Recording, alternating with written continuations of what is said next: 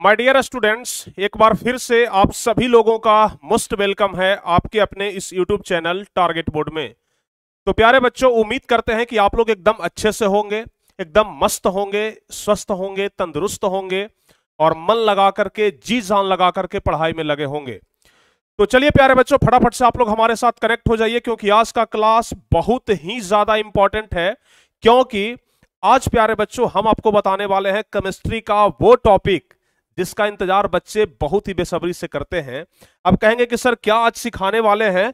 तो बच्चों आज हम आपको सिखाने वाले हैं समीकरण को संतुलित करना, कि किस तरीके से समीकरण को संतुलित किया जाता है। कितने बच्चे इच्छुक हैं? एकदम एकदम ईमानदारी के साथ बताइएगा कि आज समीकरण को संतुलित करने के लिए, सीखने के लिए कितने बच्चे एकदम उत्सुक हैं कि हाँ सर आज हमें सिखा ही दीजिए, हम तो इंतजार ही कर रहे थे कि सर समीकरण को संतुलित करना आप कब सिखाते हैं। तो चलिए जल्दी जल्दी से आप लोग कमेंट करके बताइए। बच्चों हम लोग केमिकल रिएक्शन यानी कि रासायनिक अभिक्रिया पढ़ रहे थे, जो कि केमिस्ट्री का पहला नंबर चैप्टर है और आज हम लोग उसका चौथा क्लास करेंगे। इसके पहले हम 3 क्लास ऑलरेडी ले चुके हैं और आज चौथे क्लास में देखिए, 3 क्लास में 2 क्लास तो हम ऑलरेडी बेसिक का लिए थे, उसके बाद रासायनिक समीकरण के बारे में पिछले क्लास में हम आपको बताए थे और आज प्यारे बच्चों हम आपको बताने वाले हैं समीकरण को किस तरीके से संतुलित किया जाता है, इसके बारे में हम आपको बताने वाले हैं। ठीक है, तो चलिए फटाफट से आप लोग हमारे साथ जुड़ जाइए। क्लास को ना बच्चों आप लोग सबसे पहले लाइक और शेयर कर दीजिए, लाइक और शेयर कर दीजिए क्लास को जल्दी जल्दी जल्दी से ना।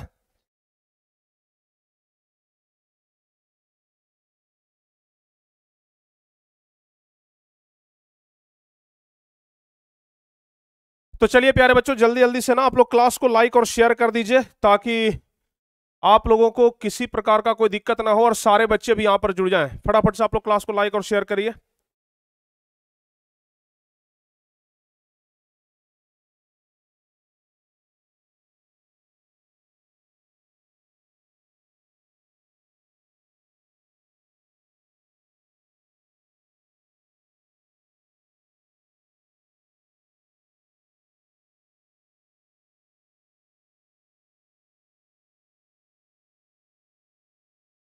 चलिए तो जल्दी जल्दी से आप लोग हमारे साथ जुड़ जाइए क्योंकि प्यारे बच्चों बहुत ही जबरदस्त तरीके से आज आपका हम क्लास करवाएंगे। तो लाइक और शेयर जल्दी जल्दी से कम ना आज 1000 बच्चे जुड़ जाइए ताकि आज का क्लास कराने में हमें भरपूर मजा आ जाए। और साथ ही प्यारे बच्चों, जो बच्चे अभी तक 10th टॉपर बैच 2024 को ज्वाइन नहीं किए हैं, जल्दी जल्दी से आप लोग 10th टॉपर बैच को ज्वाइन कर लीजिए क्योंकि यहां पर आपको वो सारी सुविधाएं मिलने वाले हैं जो आप लोगों को चाहिए, जो एक बच्चे को चाहिए, जो एक मैट्रिक के बच्चे को चाहिए, जो बच्चे टॉपर बनना चाहते हैं, जो उनको चाहिए ना, वो सभी सुविधाएं यहां पर मिल रहे हैं। जैसे टॉपर का हैंड नोट्स ऑलरेडी एप्लीकेशन पर इस बैच में डाल दिया जा चुका है। जो बच्चे टॉपर नोट्स से पढ़ना चाहते हैं, टॉपर नोट्स से पढ़िए, उससे भी आसान तरीके से आपको हम नोट्स और स्टडी मटेरियल प्रोवाइड करवा रहे हैं। जो टारगेट बोर्ड का नोट्स और स्टडी मटेरियल है ना, वो हम आपको प्रोवाइड करवा रहे हैं। टेस्ट लेंगे प्यारे बच्चों ना, बुधवार को संभवतः आप लोगों का टेस्ट होगा, उसके बाद live class, video class, doubt class सब कुछ हम करवा रहे हैं सिर्फ 999 में। तो यदि जो बच्चे अभी तक इस बैच में ज्वाइन नहीं हुए हैं तो भाई फटाफट से आप लोग ज्वाइन हो जाइए। और हम आपको बेसिक से लेकर के ना पूरा एकदम बता दिए थे सब कि किसका कितना एटॉमिक नंबर यानी कि परमाणु संख्या होता है और संकेत किसका क्या होता है, सब कुछ हम आपको बता दिए थे। पिछले क्लास में ना हम आपको रासायनिक अभिक्रिया के बारे में बच्चों बताए थे, अगर आपको याद हो तो पिछले क्लास में ना हम आपको रासायनिक अभिक्रिया के बारे में बताए थे। और रासायनिक अभिक्रिया हम आपको बताए थे कि यह 2 प्रकार के होते हैं। कौन कौन रासायनिक अभिक्रिया बताए थे? एक तो हम आपको बताए थे संतुलित रासायनिक अभिक्रिया और दूसरा बताए थे असंतुलित रासायनिक अभिक्रिया। देख लीजिए, एक संतुलित और दूसरा असंतुलित, यह 2 प्रकार के रासायनिक अभिक्रिया हम आपको बताए थे। ठीक है, यह 2 प्रकार के रासायनिक अभिक्रिया के बारे में हम आपको चर्चा करके बताए थे। 1 मिनट बच्चों।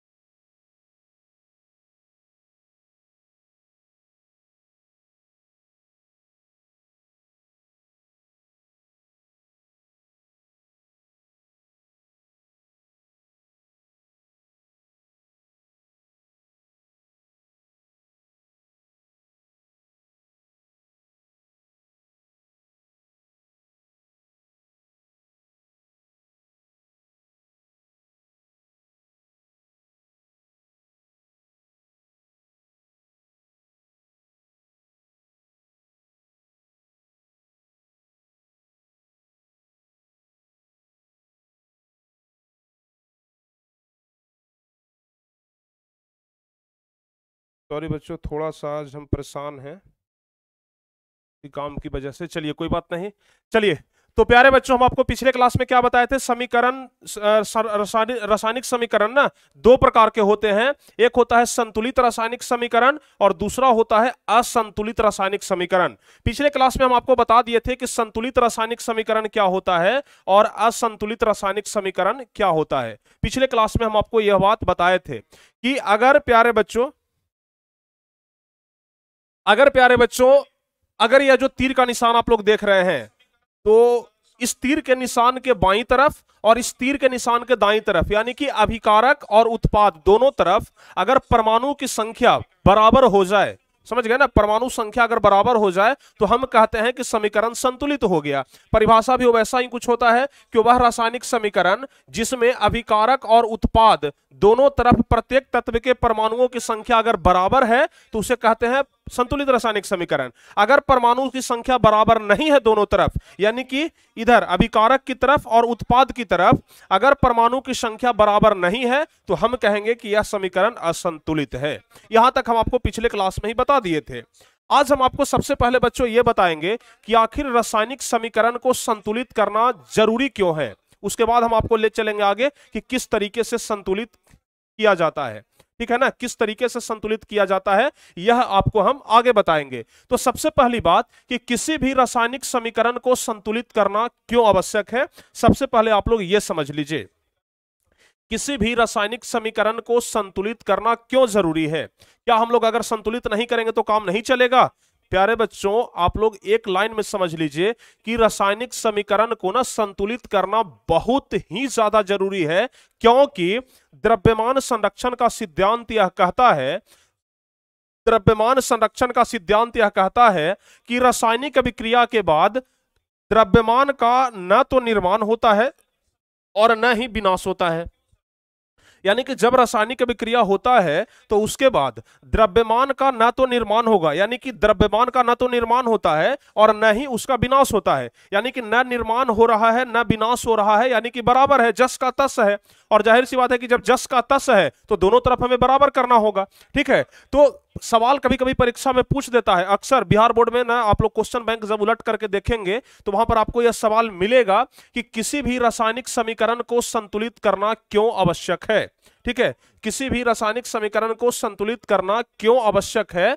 तो द्रव्यमान संरक्षण के सिद्धांत का पालन करने के लिए एक लाइन में आप लोग जवाब दे सकते हैं कि द्रव्यमान संरक्षण के सिद्धांत का पालन करने के लिए रासायनिक समीकरण को संतुलित करना आवश्यक होता है, क्योंकि यह सिद्धांत कहता है, इस सिद्धांत के अनुसार रासायनिक अभिक्रिया के बाद रासायनिक अभिक्रिया के बाद द्रव्यमान का न तो निर्माण होता है और न ही विनाश होता है।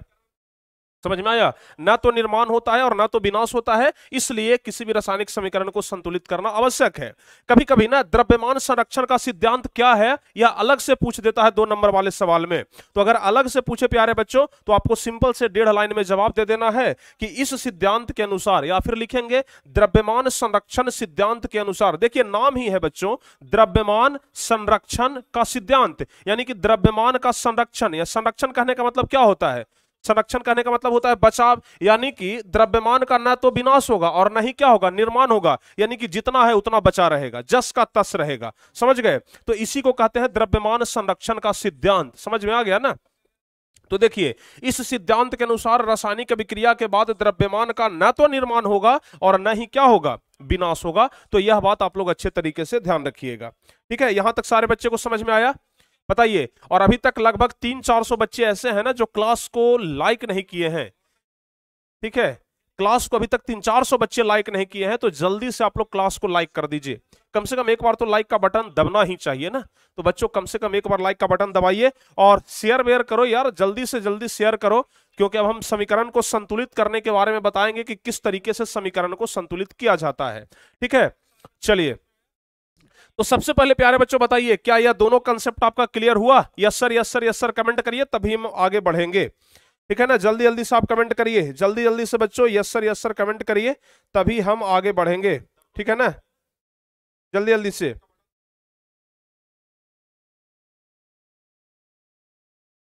अगर जिंदगी में बच्चों सुकून चाहते हो, अगर जिंदगी में सुकून चाहते हो तो फोकस अपनी कामों पर करो। लोगों पर नहीं। जब तक लोगों पर फोकस करोगे तो लोगों की बुराई ही सुनने के लिए मिलेगी। जब अपनी कामों पर फोकस करोगे तब लोगों की अच्छाई सुनने के लिए मिलेगी। तो इसलिए हमेशा अपनी काम पर फोकस करो, लोगों की बातों पर नहीं। लोग क्या कहते हैं इस पर हमें विचार नहीं करना है। दुनिया का रिवाज है, जब कुछ अच्छा काम करने के लिए निकलोगे ना, 10 आदमी तुमको टोकने वाले मिल जाएंगे। ठीक है, जब कोई अच्छा काम करने के लिए निकलोगे तो 10 आदमी टोकने के लिए मिल जाएंगे, लेकिन जब कोई खराब काम करने के लिए निकलोगे ना, एक आदमी कुछ चू तक नहीं बोलेगा। क्यों? क्योंकि वो जान रहा है कि ये बच्चा खराब आदमी, ये बच्चा खराब काम करने जा रहा है।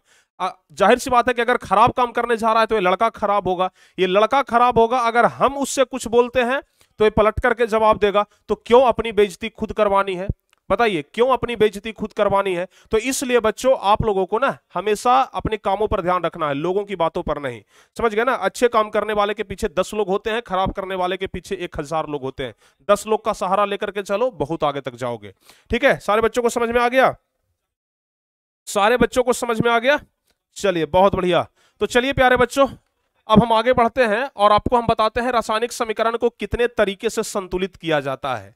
अब देखिए, हम आपको समीकरण को ना संतुलित करने के बारे में बताएंगे, लेकिन पहले हम यह बता दें कि आखिर कितने ऐसे तरीके हैं जितने तरीकों की वजह से हम लोग समीकरण को संतुलित कर सकते हैं।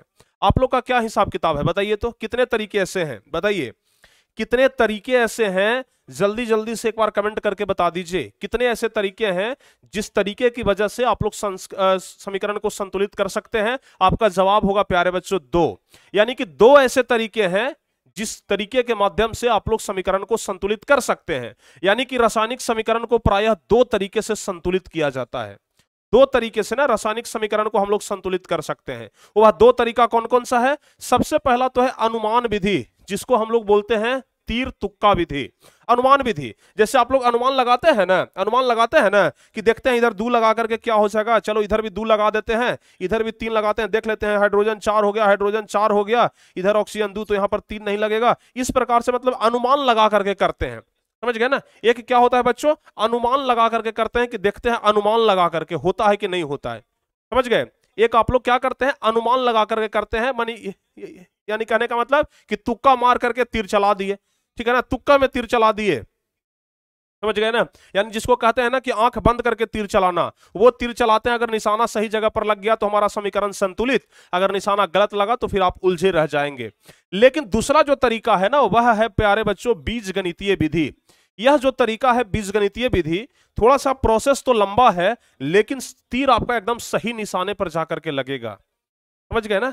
तीर आपका एकदम सही निशाने पर जाकर के लगेगा। और परीक्षा में स्पेशली पूछा जाता है कि बताइए कि जैसे मान लिया जाए कि एक छोटा सा समीकरण आपको दे देगा और पूछ देगा कि इसको बीजगणितीय विधि से संतुलित करिए। अगर आप बीजगणितीय विधि जानते हैं तो संतुलित कर देंगे, अगर आप बीजगणितीय विधि नहीं जानते हैं तो कभी नहीं होगा आपसे संतुलित, कभी आपसे संतुलित नहीं होगा। ठीक है ना? कभी आपसे बच्चों संतुलित नहीं होगा। तो हम दोनों तरीका बताएंगे। हालांकि अनुमान विधि या तीर तुक्का विधि बताने की आवश्यकता नहीं है, प्रायः सभी बच्चे जानते हैं। एक्चुअल में ना ये विधि बताने का जरूरत है बीजगणितीय विधि। और आज हम आपसे प्रॉमिस करते हैं बच्चों, वादा है मेरा, आज आपसे हमारा वादा है, यह बीजगणितीय विधि ना आपको हम आज सिखा करके रहेंगे। किस तरीके से समीकरण को संतुलित किया जाता है, यह बीजगणितीय विधि आज आपके दिमाग में अगर हम आर पार नहीं कर दिए तो फिर हमारा नाम प्रिंस कुमार नहीं। समझ गए? समझ गए ना? हाँ, तो आज हम वचन लेकर के आए हैं, वचनबद्ध हैं कि हम यह बीजगणितीय विधि आपको सिखा करके जाएंगे। और इतने आसान तरीके से सिखा करके जाएंगे ना कि आप लोग भी जाते जाते कहेंगे कि सर आपसे पढ़ करके मजा आ गया। समझ गए ना? तो बिल्कुल आप लोग अगले आधा घंटा तक बस कंसंट्रेट हो जाइए। होमवर्क भी देंगे आज, होमवर्क भी आपसे एकदम चुटकियों में बन जाएगा बच्चों, बिल्कुल भी टेंशन नहीं लेना है। चलिए, सबसे पहले हम यहां पर कुछ एग्जांपल देख लेते हैं। जैसे यहां पर प्यारे बच्चों देख रहे हैं H2 + O2 से बन गया H2O। यह जो समीकरण है क्या संतुलित है कि असंतुलित? आप बोलेंगे सर असंतुलित है। कैसे असंतुलित है? क्योंकि इधर हाइड्रोजन 2 है और इधर भी हाइड्रोजन 2 है, इधर ऑक्सीजन 2 है लेकिन इधर ऑक्सीजन 1 ही है ना। तो जब दोनों परमाणु बराबर नहीं हुआ तो फिर ये असंतुलित है। इसको संतुलित करने के लिए क्या करेंगे? संतुलित करने के लिए प्यारे बच्चों इधर हाइड्रोजन अगर यहां पर बात करें ऑक्सीजन 2 है, इधर ऑक्सीजन 1 है, तो हम क्या करेंगे, ऑक्सीजन को 2 करेंगे। 2 ऑक्सीजन करने के लिए आगे हम 2 लगा दिए, लेकिन जब हम आगे 2 लगाए तो हाइड्रोजन यहां पर 2 दूनी 4 हो गया। तब यहां पर हमें हाइड्रोजन 4 करना होगा, तो इसके आगे भी 2 लगाएंगे, तो अब 2 दूनी 4 हो गया। देखिए हाइड्रोजन 4, ऑक्सीजन 2, ऑक्सीजन 2, अब यह संतुलित हो गया। तो इस विधि को कहते हैं तीर तुक्का विधि या अनुमानित विधि बोलते हैं। समझ में आया? इस विधि को कहते हैं तीर तुक्का या फिर अनुमानित विधि। ढेर सारे एग्जाम्पल हैं, आप लोग किसी भी एग्जाम्पल को उठा करके देख सकते हैं। जैसे देख लीजिए ना, Fe प्लस H2O से बन गया Fe3O4 प्लस में H2। यह जो ऊपर वाला समीकरण आप लोग देख रहे हैं ना, जो पीले कलर से लिखा हुआ है, यह है बच्चों असंतुलित समीकरण। क्योंकि यहां पर देखिए Fe का कितना परमाणु है, 1 परमाणु है। इधर Fe का कितना परमाणु है, 3 परमाणु है ना। यानी कहने का मतलब इधर 1 इधर 3, जाहिर सी बात है कि समीकरण कैसा है, असंतुलित है। इसको हमने यहां पर क्या किया है, संतुलित कर दिया है व्हाइट कलर से। तो यहां पर आप लोग देख रहे हैं व्हाइट कलर वाला क्या है, संतुलित समीकरण है। इसमें अगर 3Fe इधर है तो इधर भी देख लीजिए Fe3 है। इसमें यहां पर हाइड्रोजन 4 दूनी 8 है, तो इधर भी देखिए हाइड्रोजन 4 दूनी 8 है। इधर ऑक्सीजन 4 है, तो इधर भी देखिए ऑक्सीजन 4 है। इस तरीके से बच्चों ना समीकरण को संतुलित किया जाता है, जिस विधि को हम लोग बोलते हैं क्या, अनुमानित विधि। उस विधि को क्या बोलते हैं, अनुमानित विधि बोलते हैं। तो लगभग ये वाला विधि तो सारे बच्चे जानते हैं। जैसे Mg प्लस O2 से बन गया MgO, Mg प्लस O2 से बन गया MgO। हम अगर इसको अलग स्लाइड में ले लें, देखिए Mg प्लस O2 से क्या बन गया बच्चों, MgO बन गया। इधर देखिएगा तो ऑक्सीजन 2 है, लेकिन इधर ऑक्सीजन 2 है। इधर मैग्नीशियम 1 है, इधर मैग्नीशियम 2 है। यानी कि सॉरी, इधर मैग्नीशियम 1, मैग्नीशियम 1, ऑक्सीजन 2, लेकिन इधर ऑक्सीजन 1 है। यानी कि यह क्या है, असंतुलित है। यह क्या है, असंतुलित, असंतुलित है प्यारे बच्चों। लेकिन अगर हम इसको संतुलित करते हैं तो क्या हो जाएगा, इधर ऑक्सीजन 2 है ना, तो इधर ऑक्सीजन 2 है, तो हम ऐसा करते हैं कि 2 इधर लगा देते हैं, तो ऑक्सीजन तो बराबर हो गया, लेकिन अब इधर मैग्नीशियम बढ़ गया। अब इधर मैग्नीशियम बढ़ गया, हम क्या करेंगे कि इधर भी 2 लगा देंगे। अब देखिए मैग्नीशियम भी बराबर, ऑक्सीजन भी बराबर, अपना काम तमाम। समझ गए ना, मैग्नीशियम भी बराबर, ऑक्सीजन भी बराबर, अपना काम हो गया। ठीक है ना, यहां तक समझ में आ गया? यहां तक बच्चों आप लोग को समझ में आया? उसी तरीके से कोई भी एग्जांपल ले लिए, जैसे H2 क्या है, N2 प्लस H2 से बन गया NH3, N2H2 NH3, N2 plus में H2 से क्या बन गया बच्चों, NH3 बन गया। ठीक है, इसको हम क्या करते हैं, संतुलित करते हैं। जरा ध्यान से देखिएगा, इधर नाइट्रोजन 2 है, इधर नाइट्रोजन 1 है। इसको अनुमानित विधि बोलते हैं। हम लोग बस अनुमान लगा रहे हैं कि किस तरीके से इसको हम बराबर कर सकते हैं, बस अनुमानित है। तो इधर N2 है, इधर N है, यानी कि इधर नाइट्रोजन 2 है, इधर नाइट्रोजन 1 है, तो इसको क्या करते हैं, नाइट्रोजन 2 कर दिए। ठीक है बात है भाई, बहुत अच्छी बात है। अब इधर नाइट्रोजन 2 हो गया, इधर भी नाइट्रोजन 2 हो गया, लेकिन आप देख रहे हैं कि इधर हाइड्रोजन अब 3 दूनी 6 हो गया, लेकिन इधर हाइड्रोजन कितना है, 2 ही है। हम क्या करते हैं कि यहां पर 3 लगा देते हैं। जैसे ही 3 लगाते हैं, यह समीकरण संतुलित हो जाता है। यानी कहने का मतलब कि इसको हम लोग बोलते हैं अनुमानित विधि। क्या बोलते हैं, अनुमानित विधि बोलते हैं बच्चों। इसमें क्या है ना कि बहुत ज्यादा मशक्कत करना पड़ता है। ये तो छोटा छोटा समीकरण है, तब तो बड़ा आराम से आप लोग अनुमान लगा सकते हैं कि कहां पर क्या होगा। लेकिन अगर मामला बड़ा फंस जाए, अगर बड़ी मछली जाल में फंस जाए, तो क्या करेंगे, वहां पर अनुमान लगाते रह जाएंगे कि जाल से कैसे इसको बाहर निकालें, लेकिन आप जाल से बाहर नहीं निकाल पाएंगे। समझ गए ना। तो यहां पर छोटी मछली है, तब तो बड़े आराम से आप अनुमान लगा ले रहे हैं, बड़े आराम से उसको फंसा ले रहे हैं। लेकिन बड़ी मछली जब हाथ लगेगा ना, तो उसको आप नहीं फंसा पाइएगा। उसके लिए आपको बीजगणितीय विधि का सहारा लेना होगा। समझ गए ना, उसके लिए बच्चों आप लोगों को बीजगणितीय विधि का सहारा लेना होगा। तो ये सब कुछ समीकरण लिखा हुआ है, जो कि ऑलरेडी आपको नोट्स में मिल जाएगा। ठीक है ना, ऑलरेडी आपको नोट्स में मिल जाएगा सारे समीकरण। जैसे कुछ शब्द समीकरण हैं कि हाइड्रोजन प्लस क्लोरीन से बन गया हाइड्रोक्लोराइड, H2 प्लस Cl2 से बन गया 2HCl। ऊपर में लिखा गया है कुछ शब्द समीकरण को संतुलित करने के लिए। ठीक है, तो कुछ शब्द समीकरण है, उसको संतुलित करने का एग्जाम्पल यहां पर दिया गया है। अच्छी बात है भाई। लेकिन हमारा जो असली खेल है ना प्यारे बच्चों, यहां पर है। हमारा जो असली खेल है, बड़ी मछली जो है ना, वो यहां पर है, जो कि सीधे सीधे परीक्षा में कितना नंबर का पूछता है, 5 नंबर का पूछता है। अगर इस बड़ी मछली को फंसाते हो तो 5 नंबर आपको दे करके जाएगा। समझ गए। कितने बच्चे सीखना चाहते हैं, पहले तो ये बता दीजिए। ठीक है ना। कितने बच्चे सीखना चाहते हैं पहले ये बता दीजिए एकदम ईमानदारी के साथ कि हाँ सर हमारे अंदर सीखने का उत्सुकता है, बताइए कितने बच्चे सीखना चाहते हैं। ठीक है ना। देखिए बच्चों, पहले के लोग कहते थे ना, पहले के लोग कहते थे, पहले एक कहावत था कि संगत से गुण होत है, संगत से गुण जात। समझ गए ना। संगत से गुण होत है, संगत से गुण जात। यानी कि जैसी आपकी संगति होगी वैसा ही आपका व्यवहार होगा। समझ गए। वैसा ही आपका गुण होगा, वैसा ही आपका आचार विचार होगा। समझ गए। पहले के लोग ऐसा कहावत कहते थे कि संगत से गुण होत है, संगत से गुण जात। जैसा संगति होगा वैसा आपका गुण व्यवहार होगा। लेकिन हमें लगता है ना बच्चों की ये बात बिल्कुल गलत है। इसका जीता जागता एग्जाम्पल आप लोग रामायण में देख सकते हैं।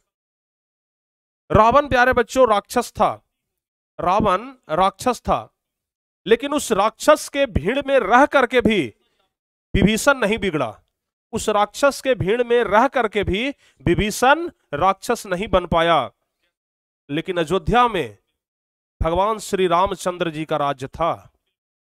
अयोध्या में भगवान श्री रामचंद्र जी का राज्य था। लेकिन उस भगवान के बीच में रह करके मंथरा नहीं सुधरी। समझ गए ना। उस भगवान के बीच में रह करके भी मंथरा नहीं सुधरी। यानी कि संगति से कोई असर नहीं पड़ता है। अगर अपना दृढ़ संकल्प हो ना तो संगति कुछ नहीं बिगाड़ पाता है।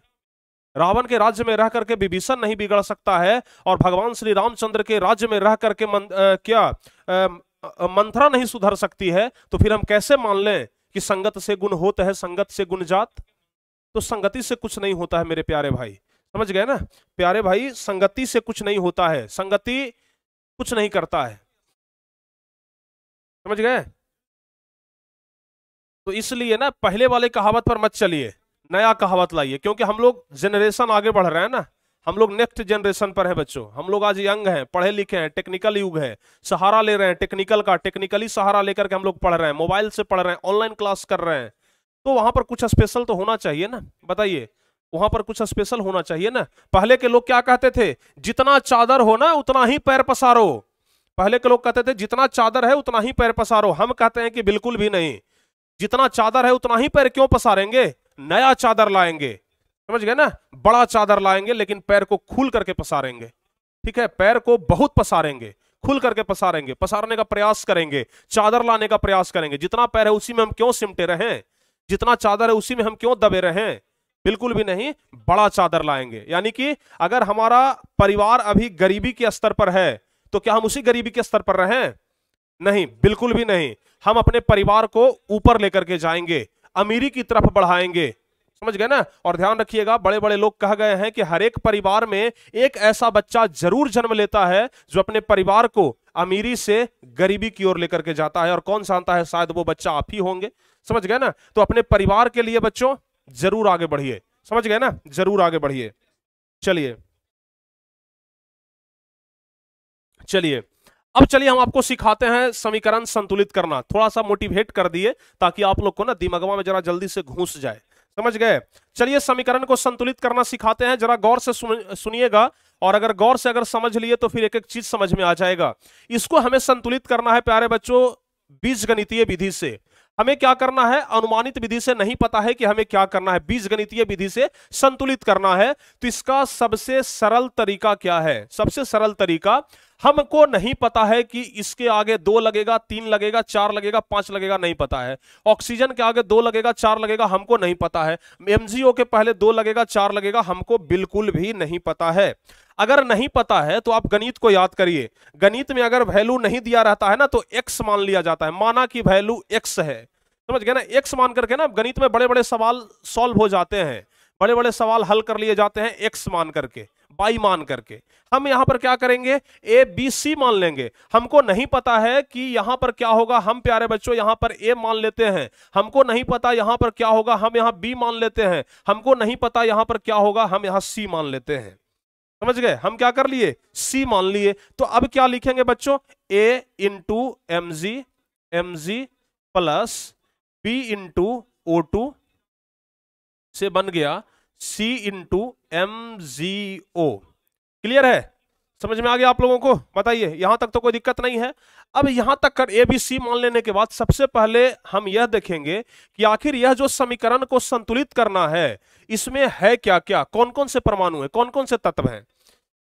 समझ गए ना, कौन कौन से तत्व हैं यह हमें देखना है। तो कौन कौन सा तत्व है बाबू इसमें जरा बताइए। इसमें आप देख रहे हैं कि एक तो इधर से मैग्नीशियम है Mg है, और दूसरा क्या है, ऑक्सीजन है। यही दो है ना, इसके अलावा और कोई तीसरा तो नहीं नजर पड़ रहा है। एक क्या है, मैग्नीशियम है, और दूसरा क्या है, ऑक्सीजन है। हम क्या करते हैं बच्चों, इधर लिख देते हैं LHS और इधर लिख देते हैं हम RHS। LHS कहने का मतलब हो गया तीर के इस साइड वाला, RHS कहने का मतलब हो गया तीर के इस साइड वाला। ठीक है, अब जरा हम जरा प्यारे बच्चों Mg का बात कर लेते हैं। तो Mg के पहले A लगा हुआ है, यानी कि Mg के पहले A लगा हुआ है, तो जरा बताइए क्या होगा प्यारे बच्चों। Mg के पहले A लगा हुआ है, कहने का मतलब हुआ कि यहां पर A का A ही रह जाएगा। समझ गए ना, A का A ही रह जाएगा, क्योंकि Mg के पहले क्या लगा हुआ है, A लगा हुआ है। चलिए, अब प्यारे बच्चों इधर साइड अगर देख लिया जाए तो Mg के पहले क्या लगा हुआ है, C लगा हुआ है ना, तो Mg बराबर क्या हो जाएगा, C हो जाएगा। लिख देना है Mg बराबर C। अच्छा, अब जरा ध्यान से देखिए, अब ऑक्सीजन की बारी। मैग्नीशियम हो गया, LHS भी देख लिए, RHS भी देख लिए। ठीक है, Mg के पहले A है तो A लग गया, Mg के पहले इधर C है तो C लग गया। ठीक है, तो A बराबर क्या हो गया, C हो गया। अब देखिए ऑक्सीजन के लिए, अगर ऑक्सीजन की बात करें ना तो यहां पर O2 है, यानी कि ऑक्सीजन में क्या लगा हुआ है, 2 लगा हुआ है। तो यहां पर अगर 2 लगा हुआ है ना तो 2 में B से गुना करेंगे बच्चों तो क्या हो जाएगा, 2 में अगर B से गुना करेंगे तो आपको पता है 2B हो जाएगा। 2B बराबर, इधर ऑक्सीजन को हम देखते हैं तो ऑक्सीजन के पहले क्या लगा हुआ है, C लगा हुआ है। 1 2 3 4 कुछ नहीं है, तो 2B बराबर भी क्या हो जाएगा, C हो जाएगा। बताइए यहां तक समझ में आया? अगर यहां तक समझ में आ गया तो अब सिंपल तरीका है कि इसको समीकरण 1 मान लीजिए और इसको समीकरण 2 मान लीजिए। यहां तक तो आप लोग को कोई दिक्कत नहीं होगा। अब चलिए अगला प्रोसेस क्या है हम आपको बताते हैं। अगला प्रोसेस में करना कुछ नहीं है, बस आपको मान लेना है कि माना कि सब में, माना कि a बराबर 1। ठीक है ना, जितना भी आप बीजगणितीय विधि से समीकरण को संतुलित करेंगे सभी में प्यारे बच्चों अपने मन से a बराबर 1 आपको मान लेना है। समझ गए ना, अपने मन से आपको a बराबर 1 मान लेना है। तो जब हम a बराबर 1 मान लिए, अब देखिए जरा ध्यान से, अगर हम ये बोल दें कि समीकरण 1 से, समीकरण 1 से हम क्या मान लिए हैं, a बराबर 1। समीकरण 1 हमारा क्या कहता है, a बराबर c, तो समीकरण 1 कहता है a बराबर c, यानी कि a बराबर 1 हम मान लिए हैं। इसलिए प्यारे बच्चों c बराबर क्या हो जाएगा, a का वैल्यू पुट कर देंगे तो 1 हो जाएगा, यानी कि c का वैल्यू हमारा निकल करके आ गया 1। a बराबर c तो c बराबर 1, तो c का वैल्यू निकल करके आ गया। अब चलेंगे समीकरण 2 से। ठीक है ना, अब चलते हैं समीकरण 2 से, लिखेंगे अब समीकरण 2 से, समीकरण 2 से देखिएगा ध्यान से। अब समीकरण 2 से क्या कह रहा है, 2b बराबर c, क्या कह रहा है, 2b बराबर c। अच्छा, c का वैल्यू हमारा ऑलरेडी निकला हुआ है, कितना, a, तो 2b बराबर क्या हो गया, 1 हो गया। इसलिए b बराबर बच्चों क्या हो जाएगा, 1/2 हो जाएगा, 1/2। समझ में आ गया यहां तक? तो a का वैल्यू हमारा 1 जो कि हम माने थे, b का वैल्यू आ गया 1/2 और c का वैल्यू कितना आ गया, 1 आ गया। अब हम क्या करते हैं, चुपचाप जो समीकरण था ना उसको हम लिख देते हैं, Mg प्लस O2 से बन गया MgO। ठीक है, Mg प्लस O2 से क्या बन गया बच्चों, MgO बन गया। देखिए ध्यान से, Mg प्लस O2 से बन गया MgO। जहां पर हम लोग A माने थे वहां पर A का वैल्यू पुट कर देंगे, जहां पर हम लोग B माने थे वहां पर B का वैल्यू पुट करेंगे, और जहां C माने थे वहां C का वैल्यू पुट कर देंगे। ठीक है, तो यहां पर हम लोग A की जगह क्या माने थे, यहां पर हम लोग A माने थे Mg के पहले, तो A का वैल्यू पुट कर देंगे, तो यहां पर क्या हो जाएगा, जरा देखिए ध्यान से, यहां पर क्या हो जाएगा, 1 हो जाएगा। ठीक है ना, ठीक है, यहां पर क्या कर दिए, 1 कर दिए। अब देखिए b बराबर कितना आया है हमारा, 1/2 आया है ना, तो यहां पर प्यारे बच्चों 1/2 कर देंगे। अब c बराबर क्या आया है हमारा, 1 आया है, तो हम क्या कर देंगे, c बराबर 1 कर देंगे। ठीक है ना, 1 कर देंगे। एक बात आप लोग कान खोल करके सुन लीजिए, एकदम ध्यान से दिमाग में रख लीजिए कि जब हम समीकरण को संतुलित करेंगे तो कभी भी बट्टा में वैल्यू नहीं आएगा, फ्रैक्शन में कोई वैल्यू नहीं आता है। समझ गए ना, बट्टा में कोई वैल्यू नहीं आएगा। तो इस बटे को हटाने के लिए हम लोग क्या करेंगे, बताइए, इस बटा को हम लोग क्या करेंगे, नहीं बच्चों a बराबर 2 कभी नहीं मानना है। हम क्या बोल रहे हैं, a बराबर 1 ही मानना है हमेशा, चाहे कोई भी समीकरण रहे। कोई भी समीकरण रहे यहां पर ए बराबर हमेशा एक ही मानना है, 2 3 4 मत मान लीजिएगा, नहीं तो गड़बड़ा जाएगा। देखिए यह फ्रैक्शन में कभी भी समीकरण संतुलित नहीं होता है। अब क्या करेंगे, इस फ्रैक्शन को हटाने के लिए हम हर से सब में गुना कर देंगे। हर से, हर नीचे है ना, हर नीचे है ना, तो हर से हम सभी में क्या कर देंगे, गुना कर देंगे। अगर प्यारे बच्चों हम, चूंकि हर 2 है तो 2 से हम mg में भी गुना कर देंगे तो क्या हो जाएगा, 2mg हो जाएगा प्लस में। अब 2 से इसमें भी गुना करेंगे तो 1/2 गुने 2 O2 हो गया। अच्छा अब क्या हो गया प्यारे बच्चों, इधर भी 2 से गुना करेंगे तो MgO, जो भी हर रहेगा ना, हर यहां पर बटे में जो भी वैल्यू है उसके हर से ना सब में गुना कर देंगे। अब जरा ध्यान से देखिए, यहां पर ये 2 से ये 2 कट गया तो वहां पर एक वैल्यू क्या बच गया, 1 बच गया। अब फाइनली हम लोग लिखेंगे यहां पर क्या बच गया, 2mg प्लस यहां पर 2 से 2 तो खत्म हो गया तो सिंपल बच गया O2 से क्या बन गया, 2mgO बन गया। देखिए ये हमारा समीकरण संतुलित हो गया कि नहीं हुआ, हो गया ना, ये हमारा समीकरण संतुलित हो गया। आप मिला करके देख लीजिए, ठीक है। कितने बच्चे को समझ में आया, एकदम ईमानदारी के साथ बताइएगा, कितने बच्चे को समझ में आया, एकदम ईमानदारी के साथ बताइए कितने बच्चे को समझ में आया। अधिकांश बच्चे को आ गया होगा, हमें पूरा भरोसा है कि अधिकांश बच्चे को ना आ ही गया होगा, अधिकांश बच्चे को आ गया होगा, ऐसा हमें पूरा भरोसा है। कितने बच्चे को आया है बता दीजिए, जल्दी जल्दी से कमेंट कर दीजिए। चलिए सर समझ में आ गया सर, कुछ बच्चे को आया है, कुछ बच्चे को थोड़ा बहुत डाउट तो जरूर होगा। अगर डाउट है तो फिर चलिए एक दूसरा क्वेश्चन कर लेते हैं, दूसरा क्वेश्चन करते हैं, यहां से सब कुछ क्लियर हो जाएगा, ठीक है ना। बहुत सारे बच्चे लिख रहे हैं कि सर एक बार और, एक बार और, एक बार और। चलिए अरे भाई एक बार और हम कर लेते हैं, ठीक है ना, एक बार और कर लेते हैं, एकदम सेम उसी प्रोसेस से, सेम उसी विधि से। क्या करेंगे बच्चों जरा ध्यान से समझिएगा, हमें नहीं पता है कि इसके आगे 1 लगेगा, 2 लगेगा, 3 लगेगा, हमें नहीं पता है। इसके आगे 1 लगेगा, 2 लगेगा, हमें नहीं पता है। इसके आगे क्या लगेगा हमें नहीं पता, इसके आगे क्या लगेगा हमें नहीं पता है। हम क्या कर लेते हैं, ABCD मान लेते हैं, ठीक है। तो हम मान लेते हैं बच्चों मान लेते हैं हम ABCD, ठीक है ना। देखिए Na के पहले हमें नहीं पता है कि क्या लगेगा तो हम A मान लेते हैं प्लस में, H2O के पहले हमें नहीं पता है क्या लगेगा, हम B मान लेते हैं, ठीक है ना। हम क्या मान लेते हैं, B मान लेते हैं, तीर का निशान दे दिए। NaOH के पहले हमें नहीं पता क्या लगेगा, हम C मान लेते हैं, ठीक है ना। हम क्या करते हैं, C मान लेते हैं प्लस में। H2 के पहले हमें नहीं पता क्या लगेगा, हम D मान लेते हैं, ठीक है। यहां तक तो समझ में आ गया, यहां तक तो किसी प्रकार का कोई दिक्कत अब नहीं होना चाहिए, यहां तक तो समझ में आ गया ना कम से कम।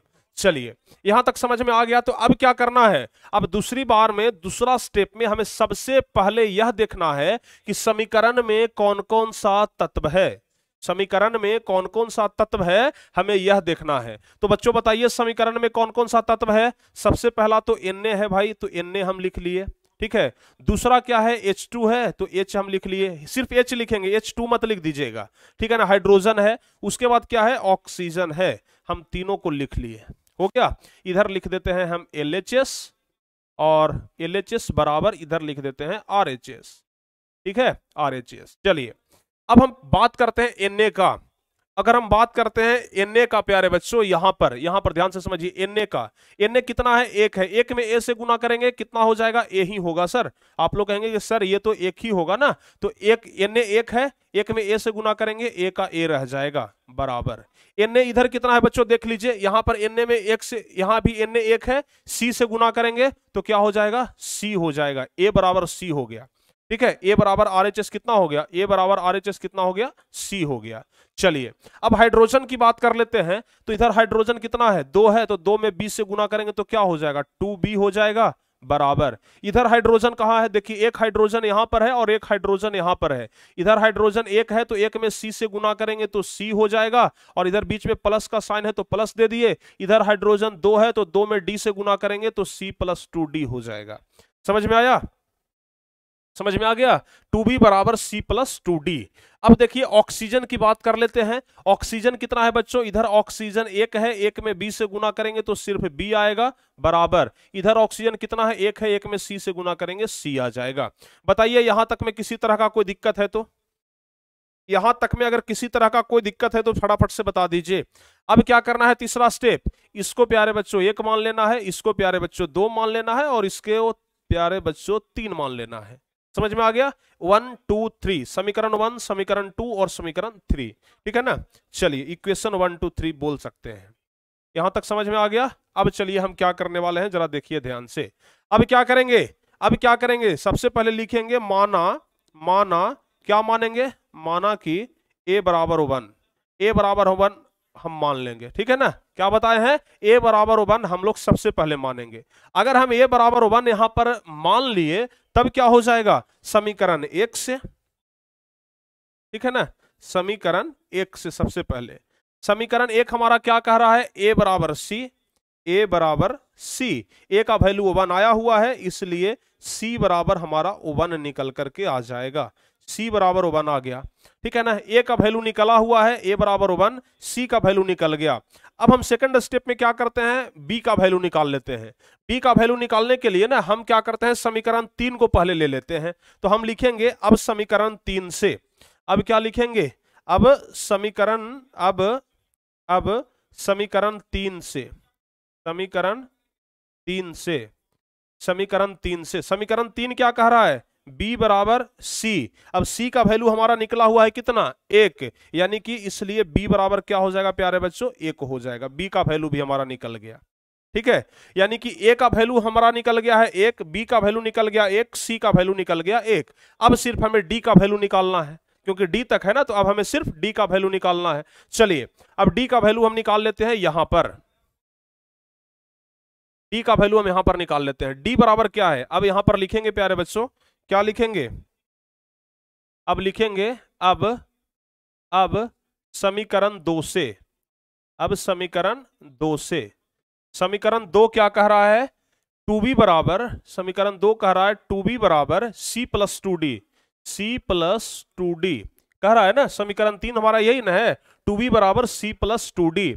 अच्छा 2b तो 2 गुना b का मान कितना है बच्चों? 1 है ना, तो 2 गुना 1 बराबर c का मान कितना है? 1 है, 1 प्लस 2d, ठीक है ना? इसको सॉल्व कर लेते हैं। 2 गुना 1 कितना हो गया? 2 हो गया, बराबर 1 प्लस 2d, 1 को इधर ले आते हैं तो 2 माइनस 1 हो जाएगा, बराबर 2d।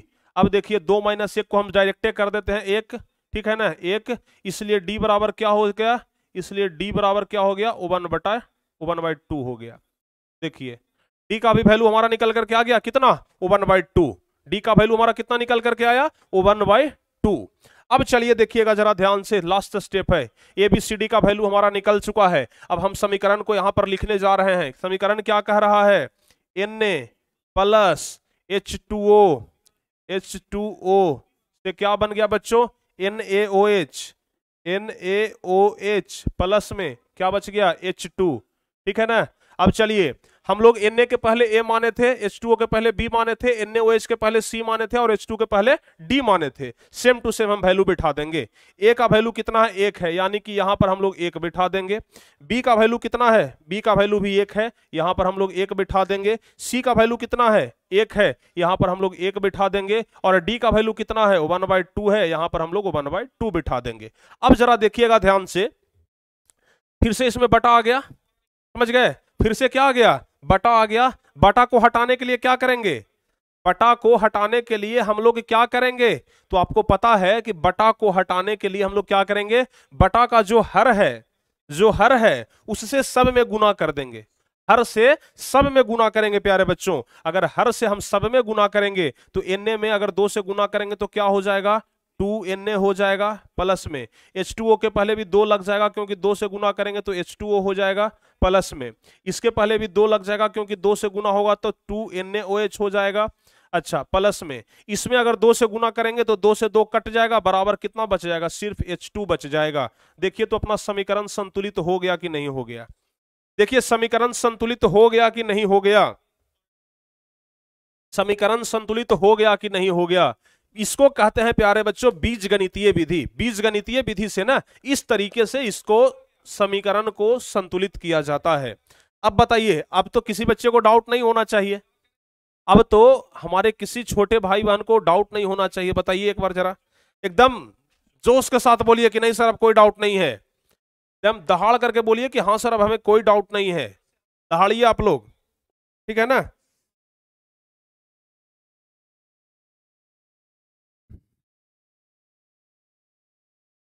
सबको समझ में आया? जल्दी जल्दी से बता दीजिए बच्चों, बताइए सबको समझ में आया?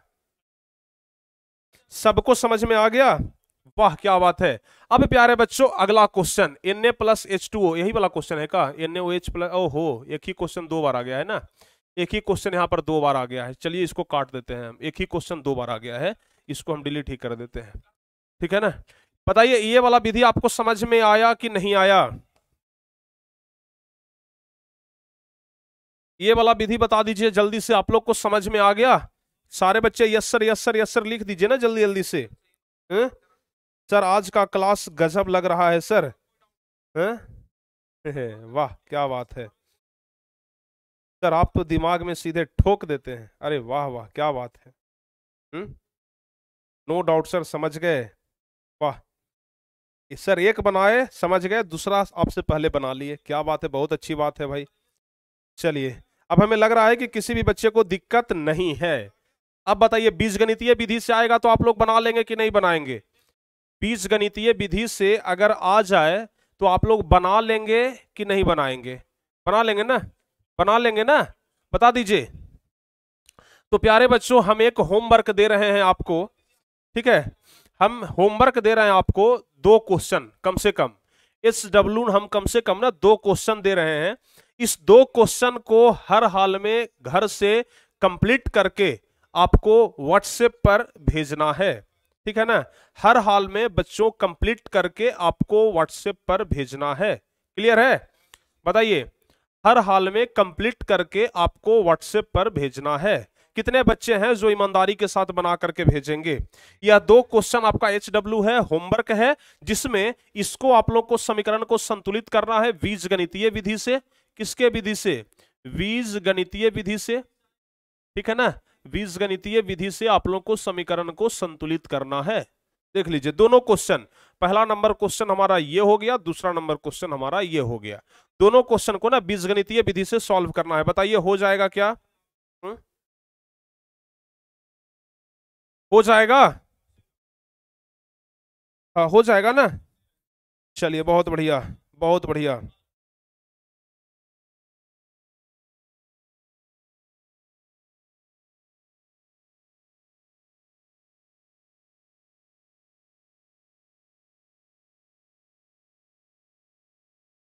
अरे व्हाट्सएप ग्रुप में हम भेजने के लिए नहीं बोल रहे हैं, व्हाट्सएप में भेजने के लिए बोल रहे हैं, जरूर भेज दीजिएगा, ठीक है ना, जरूर भेज दीजिएगा बच्चों, ठीक है।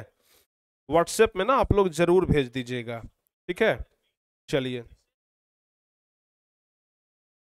तो अब हमें नहीं लगता है कि बीजगणितीय विधि में अब किसी तरह का कोई दिक्कत होने वाला है। बीजगणितीय विधि आप लोग को समझ में आ गया। समीकरण को संतुलित छोड़िए, बीजगणितीय की हम बात ही नहीं करते हैं, समीकरण को संतुलित करना कितने बच्चे सीख लिए हैं? बताइए। अब कैसा भी समीकरण दे दे, कोई कितना बड़ा भी समीकरण दे दे, उसे हम बीजगणितीय विधि से सॉल्व कर सकते हैं कि नहीं कर सकते हैं? बताइए। कोई कितना बड़ा भी समीकरण दे दे, हम उसे बीजगणितीय विधि से सॉल्व कर सकते हैं कि नहीं कर सकते हैं? कुछ प्रोसेस नहीं है, हमें क्या करना है कि ABCD मान लेना है। हमें नहीं पता है कि क्या आगे लगेगा, ABCD मान लेना है, कौन कौन सा तत्व है उसे देख लेना है, A बराबर C होगा, क्या होगा क्या होगा, दोनों तरफ हमें तत्व को मिलान कर लेना है, जितना होगा उस अनुसार से हमें बिठा देना है, समीकरण 1 2 3 का वैल्यू निकाल देना है, उसके बाद जहां जहां वैल्यू निकाले हैं वहां वहां पुट कर दीजिए, अगर बटा में आया तो हर से गुना कर दीजिए, हमारा समीकरण संतुलित हो जाएगा, ठीक है ना। ठीक है, तो चलिए प्यारे बच्चों आज का क्लास यहीं तक, और आपको हम बता दें कि कल का जो मेरा क्लास होगा, कल का जो मेरा क्लास होगा यानी कल यानी मंगलवार के दिन का जो मेरा क्लास होगा वो नहीं होगा, ना तो एप्लीकेशन पर क्लास होगा और ना तो शाम में हमारा क्लास होगा। बाकी गणित वगैरह का क्लास चलेगा, सिर्फ बच्चों हमारा क्लास और क्रिस सर का क्लास कल नहीं होगा, क्योंकि हमें किसी जरूरी काम की वजह से, हमें किसी जरूरी काम की वजह से पटना जाना पड़ रहा है, जिसके कारण कल का क्लास नहीं हो पाएगा, ठीक है ना। और इसलिए हम आपको होमवर्क देकर के जा रहे हैं कि यह होमवर्क प्यारे बच्चों आप लोग जरूर कंप्लीट करिएगा, और कंप्लीट करके और भी किताब उठाइएगा, समझ गए ना, किताब उठाइएगा और समीकरण को संतुलित करने का प्रयास करिएगा। बहुत इंपॉर्टेंट चीज है बच्चों, 4 से 5 नंबर का प्रत्येक वर्ष समीकरण संतुलित करने के लिए पूछा जाता है, ठीक है ना। समीकरण संतुलित करने के लिए प्रत्येक वर्ष पूछा जाता है, तो फिर आप लोग हर हाल में इसको घर पर प्रैक्टिस करिएगा, बना लीजिएगा, ठीक है ना। कोई दिक्कत? कोई दिक्कत? चलिए बहुत बढ़िया। तो चलिए प्यारे बच्चों, मेरे छोटे भाई, आज का क्लास हम यहीं पे समाप्त करते हैं। छोटी बहनों को भी बोल देते, नहीं तो वो फिर रुस जाएगी। तो हम आज का क्लास यहीं पे समाप्त कर रहे हैं और हमें पूरा भरोसा है कि आज का टॉपिक पढ़ के आपको बहुत बेहतरीन तरीके से मजा आया होगा। आज हम बीच में क्लास में मोटिवेट भी किए, वे भी हमें बहुत अच्छा लगा। तो कुल मिलाकर के क्लास आज हमें बहुत बेजोड़ लगा, ठीक है ना। जो बच्चे अभी तक इस क्लास को लाइक नहीं किए हैं, लाइक जरूर कर दीजिएगा। जो बच्चे अभी तक क्लास को शेयर नहीं किए हैं, कम से कम एक शेयर आप लोग जरूर कर दीजिएगा। और साथ ही जो बच्चे अभी तक टॉपर बैच में हमारे साथ ज्वाइन नहीं हुए हैं, तो उनके लिए अभी भी एडमिशन खुला है। आप लोग जाइए, टॉपर बैच को ज्वाइन करिए और टॉपर बनने के सपने को पूरा करिए, ठीक है। तो आराम से प्यारे बच्चों जाइए, हैंड नोट्स लीजिए, जाइए टारगेट बोर्ड का स्टडी मटेरियल लीजिए, तमाम तरह की सुविधाएं आपको यहां पर मिल जाएंगी सिर्फ 999 में। तो फटाफट से आप लोग जाइए और कोर्स में जुड़ जाइए, ठीक है। मिलते हैं प्यारे बच्चों अगली क्लास में, तब तक के लिए राम राम, जय हिंद, धन्यवाद।